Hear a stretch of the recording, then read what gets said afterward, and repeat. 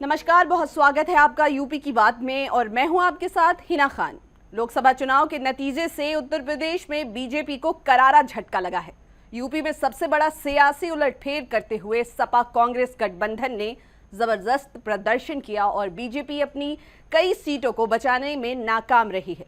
उसके लिए एक नहीं बल्कि कई फैक्टर्स को जिम्मेदार माना जा रहा है। क्या है वो कारण, देखिए ये रिपोर्ट। उत्तर प्रदेश में भाजपा ने चुनाव प्रचार में खूब पसीना बहाया। पीएम मोदी से लेकर सीएम योगी आदित्यनाथ ने ताबड़तोड़ चुनावी रैलियां की। कई मंत्री और बड़े नेता लगातार यूपी के दौरे पर रहे, लेकिन जनादेश मनमाफिक नहीं मिल पाया। राजनीति के जानकारों की माने तो यूपी में बीजेपी की जमीन खिसकने के पीछे एक बड़ी वजह योगी फैक्टर का काम न करना माना जा रहा है। पूरे चुनाव के दौरान राजपूत समाज भी केंद्रीय मंत्री पुरुषोत्तम रुपाला के बयान से काफी नाराज दिखाई दिए और बीजेपी के खिलाफ वोट डालने की अपील करता रहा। क्षत्रियों की नाराजगी के पीछे एक वजह योगी आदित्यनाथ को लेकर समय समय पर चल रही कई चर्चाएं भी आम थी कि फिर से मोदी सरकार बनने के बाद योगी आदित्यनाथ को यूपी के सीएम के पद से हटाया जा सकता है।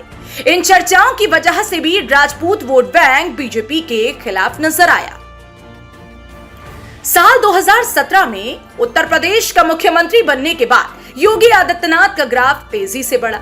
उनकी लोकप्रियता का अंदाजा इसी बात से लगाया जा सकता है कि एक के बाद एक दो विधानसभा चुनावों में बीजेपी ने उत्तर प्रदेश में जबरदस्त बहुमत हासिल किया। इसी वजह से वर्तमान लोकसभा चुनाव में बीजेपी को जीतने के लिए यूपी सबसे आसान राज्यों में से एक था, जहां पर पार्टी ने 80 में से 80 लोकसभा सीटें जीतने का लक्ष्य बनाया था, लेकिन यह संभव नहीं हो सका। यूपी में सपा कांग्रेस गठबंधन की सीटें बढ़ने के पीछे राहुल गांधी, अखिलेश यादव के वादे भी हैं। दोनों नेता हर चुनावी रैली में दावा करते रहे कि अगर मोदी सरकार 400 से ज्यादा सीटें जीतती है तो संविधान में बदलाव करके आरक्षण को हटा दिया जाएगा। इसके साथ ही राहुल गांधी ने जितनी आबादी उतना हक का नारा देकर पिछड़ों को अपने और सपा के साथ जोड़ लिया। वहीं अखिलेश का पीडीए यानी कि पिछड़ा दलित और अल्पसंख्यक का फॉर्मूला भी चला और पिछड़े दलित अल्पसंख्यक समुदाय का वोट इंडिया गठबंधन की झोली में चले गए। पिछले 10 साल में कांग्रेस समेत सभी विपक्षी दल बीजेपी सरकार पर महंगाई बढ़ाने और रोजगार न देने का आरोप लगाते रहे। गैस सिलेंडर, पेट्रोल, डीजल समेत रोजमर्रा की जरूरतों के सामान की बढ़ती कीमतों को लेकर विपक्ष ने जमकर घेरा।